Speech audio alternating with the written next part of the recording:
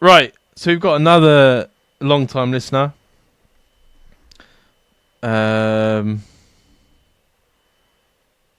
His first email is about living with his dad, and he wants to get out, but he's been offered a higher income career, and then as the time passes, Jamie, as the time passes. So he says, "You'd be glad to know I'm back off the night shift after a gruel with the HR department."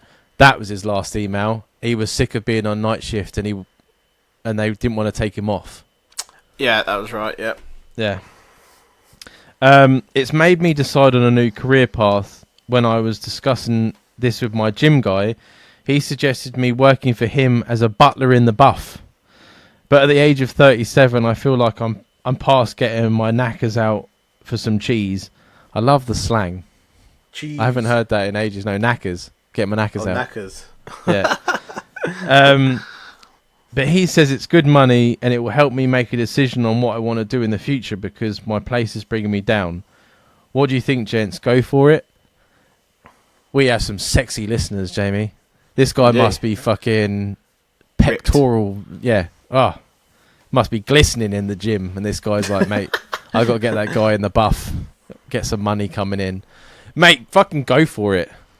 Fucking why not? Go for it. I don't give a fuck what age you are. You could be doing it at 50. If you're good looking enough to do it, fucking do it. I'd do it. What I would do is start off doing it on the side, see if you make enough money from it, and then just go full time. Mate, he would do one night. I bet he does one night, and that's it. He's quit his job. He'd be writing the notice in with all his fucking lotions on his hand, and they'd be like, "Why is it sticky?" I'd be like, "It doesn't matter. It's my notice." Fucking Cocaine still up the nose. I couldn't think of anything better. Like, you go to this thing, everyone's oogling you, because that's what everyone wants, really. You know what I mean? Like, not everyone's like, "Oh, I don't like the attention. I don't want this. I don't want that." But if you're getting it, and you're like, "Oh, I like this." Yeah, it's like when rich guys get the young money. Pretty girls coming in and serving drinks and shit. You're basically doing the same thing, but in reverse. Yeah. I would fucking go for it. What a fucking boost. You know what I mean? Confidence boost. And if you put the hard work in at the gym, and this guy's like, "Oh, mate, you know what I mean? Come work for me," and stuff like that. That's just a massive thing as well. Like, you've put all that effort in, and it's fucking paying off. Yeah. I would fucking do it. I would be running to do it. If I was in shape, which I'm not. I know full well that I'm going to get Sabina going to me like, "You could be a butler in the buff for me." And I'm like, no, it's not the same thing. Because I know you should want have it. you walk around the house wearing a fucking man thong. Yeah. It's not the same when you know that someone wants it. You know what I mean? You want to go there to these strangers and they're not knowing that they want it until they see it and they're like, "Oh, I want a bit of that." I mean, fucking do it, son. What made me laugh with this email, is this geezer, the guy that's trying to recruit him, that takes some balls to be like, "Look, I have this business. I think you're attractive enough to do it. Do you want to, like, come along and join me?" Basically. No, because the way you got to look at it is like, he must make good money, right? And he'll make more money for people that are going to get fucking money out of people's pockets. So, 100%, yeah. Yeah, I mean, the more people he's got on his books, the better. Yeah, but I the just more can't attractive imagine people.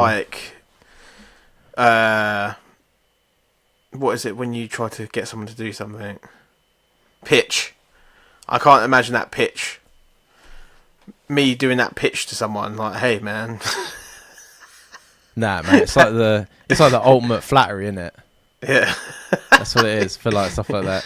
It's like the same with, like, strippers. Like, you've got to look and carry yourself a certain way for, like, someone it's the same with, like, someone come up to you and go in, "Oh, mate, I've got a modelling agency and not like a sex one.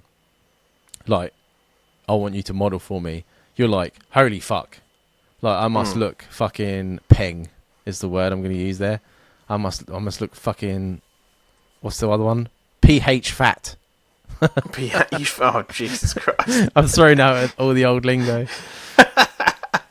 But, nah, man, I think the pitch would be good. You'd be like scouting the gyms, be like, mate, you put some fucking effort in. Do you want to make some fucking money? And I don't mean by getting your cock out, but I do mean getting your cock out, but not for me, for the ladies. I'm gonna make you so much money you wouldn't want to put your cock away. That's my pitch. No, man, go for it. I 100% stick behind you, man.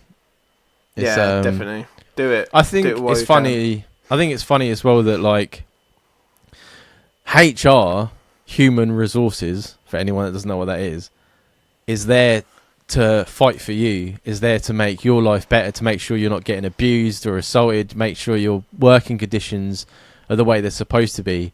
And so many people, including myself, once they've dealt with HR, don't want to work for that company anymore. Yeah. It's fucking mental. It's never, in no company, it's never what you want it to be. No. We, at the minute, it makes you laugh, you've got fucking posters up in the round saying, your HR manager, making sure your hours are the right and all this sort of stuff. We're so fucking close to being slaves. And she's the one dishing out the fucking letters, making it worse. Mm. It's like you literally got a poster sitting next to you saying that you're the one that's supposed to be fighting for us. Fighting for the worker. Yeah, and you're the one making it worse. It's like, fuck off. But no, we're glad you got off the night shift anyway, because if you hadn't, this opportunity might have not come around. That's very true. Yeah, so take Everything it, man. happens for a reason.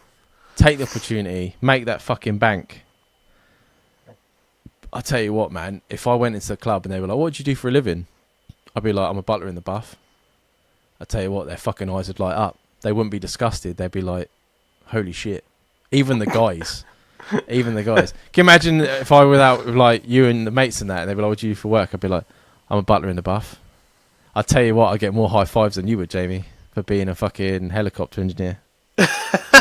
I would, do you know what I would do? I would have a little card made up with just like a little bow tie with a little penis hanging out underneath it. Yeah. It's the same with like being a stripper. Like, I don't care how homophobic or anything you are. If you meet another guy and you're like, what do you do for a job? And he's like, I'm a stripper. I'll be like, fucking shake my hand. Shake my hand. Let me buy you a drink. Fucking. Let me see that dick. Yeah, I'll be like, you must have a massive one, mate. But yeah, let us know if you decide to do it and how your first day on the job went. And I'm sure listeners would love to see it, especially the very few female listeners we have. Maybe most of probably the male listeners as well.